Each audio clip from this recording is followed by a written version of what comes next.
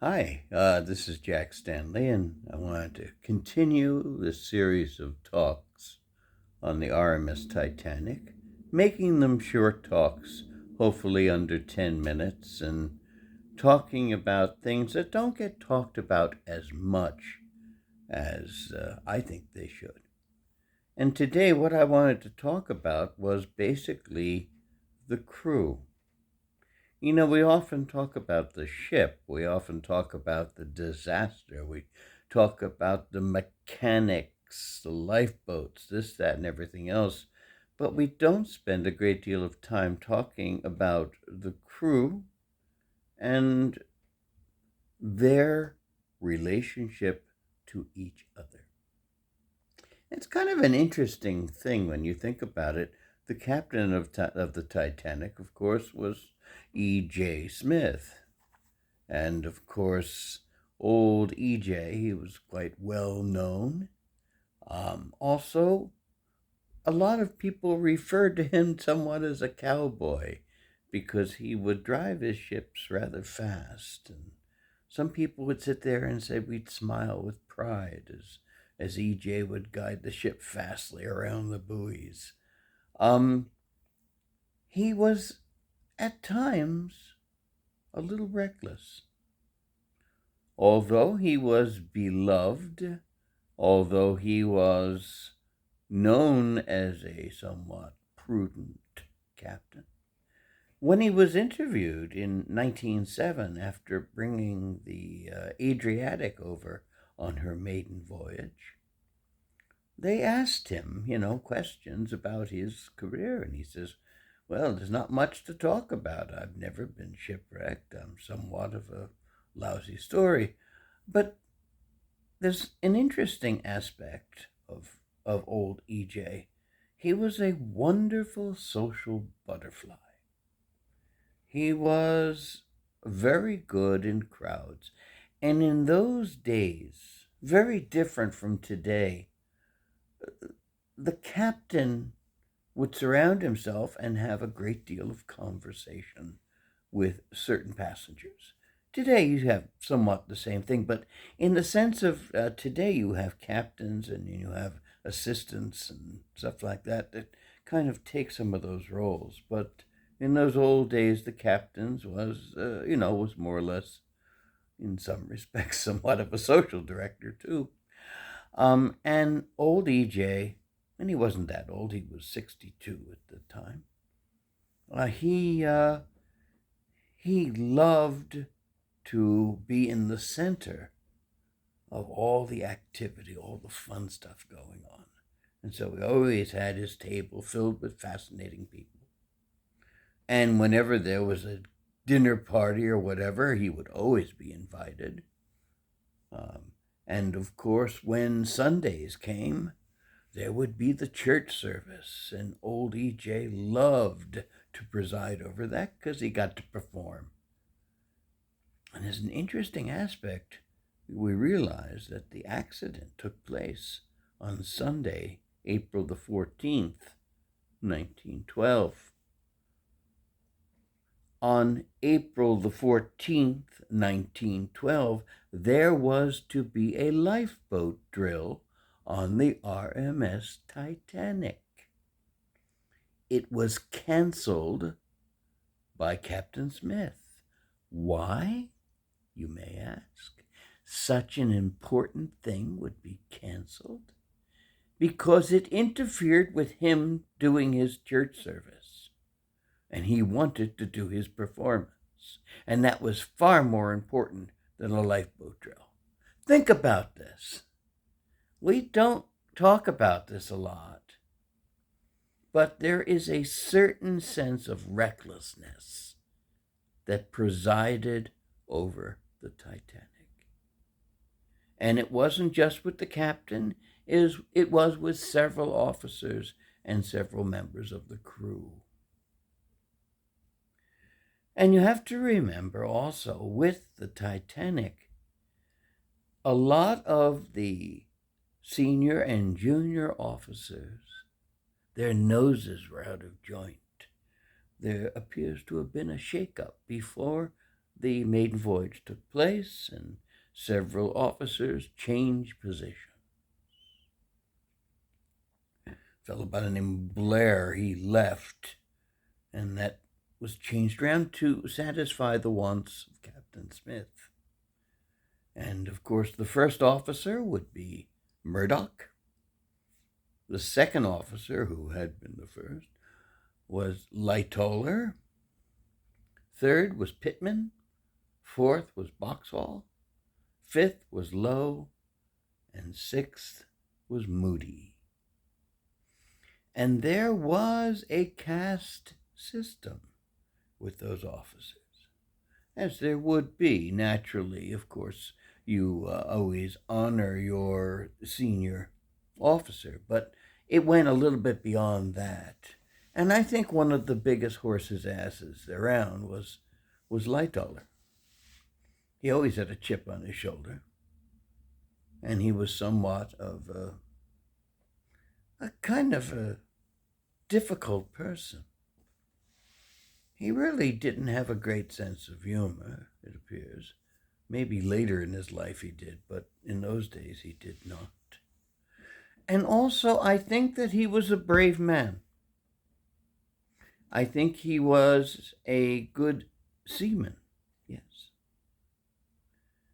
And I think he tried to do his duty to a degree as well as he could. But also, I find him to be somewhat dumb. His actions during the sinking of the Titanic, I question to a degree. And this is the reason I question it. The Titanic had to go through the Board of Trade inspections to get her certificate. When that was done, the lifeboats, they took 2 lifeboats and tested them. And they put in the weight that would cover 65 people, which they were slated to carry. And they were fine. When the Titanic was sinking, Lightoller had one side of the ship, and Murdoch had the other side. Murdoch would holler and yell, "Women and children first." And he would put women and children into the lifeboats. When there were no more women or children, he would put men in, because they were lifeboats and you may as well put people in the boats. Although he did some stupid things, I must say, with the emergency boat where they had, about 10 or 12 people in it. Lightoller, on the other hand, took the order of women and children first to a frightening and stupid degree. He would load up the lifeboats with women and children. When there were no women and children there, he would put the boats into the water. He wouldn't allow any men or boys into the lifeboats because it was women and children only. That's insane. I have to tell you that Lightoller basically condemned hundreds of people to their deaths by this action. He was sending boats out with 35 people in them. He could have put 30 more men into the lifeboat. And I know there was a case where there was a boy who was 16. He wouldn't let him in. There's somewhat of an apocryphal story, and I don't, it probably will remain so, that John Jacob Astor saw a boy who wouldn't be allowed onto the boat because he was a man, according to Lightoller. And Astor put a girl's hat on his head. And he said, "Now he's a girl, put him in." But I doubt that actually happened, but it does show the ridiculous nature of the way that Lightoller was acting. And when the court case was taking place, especially in the United States, which he had nothing but contempt for Senator Smith, um, he was asked about that, and he said he didn't want to take a chance in having the boats uh, basically break. But of course, they were new. They had just been tested. He knew that. But he was trying to wiggle his way out, and he tried to show he was a company man because he wanted to advance. And so he would wiggle with the truth a little bit. I have issues with Lightoller. Yes, he was very good in the water when he was dealing with that overturned lifeboat, saving people's lives. Yes, indeed. But also, there's a certain questionability about his actions while the ship was sinking. Murdoch, there's always the talk about him possibly killing himself, but who knows? That'll never be known. Might have been Roe, who was the purser. Now we have Pittman, who did his duty well. You had Boxall, who did his duty as well as he could, shooting off the rockets too and getting into the boat. Fifth Officer Lowe was somewhat interesting in his actions. He kept making lots of comments about Italians. He also took the gun and started shooting it all over the place.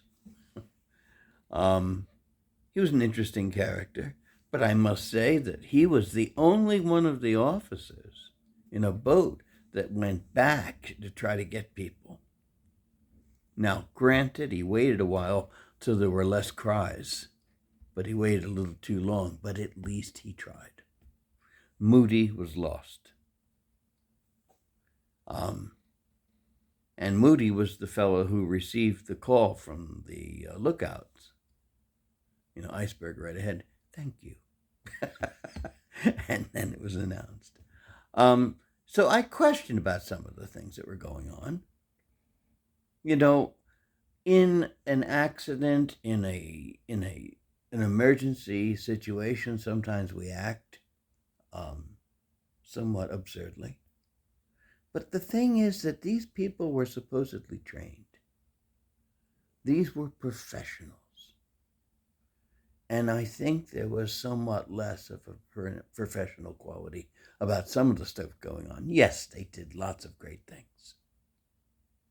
But to leave the seats open in lifeboats because there were no women and he won't let men on is obscene, stupid, and falling on the sense of absolute ridiculousness. But that's what was done on one entire side of the RMS Titanic as it was sinking. So, what I wanted to say here altogether is there was some questions on the crew. But then again, I will say this, to be fair, in their defense. How would we react? How would we deal with a situation such as there was on April the 14th and 15th of 1912? I'm not sure how well we would react, how well we would do. But still, I still have questions. Thank you very much.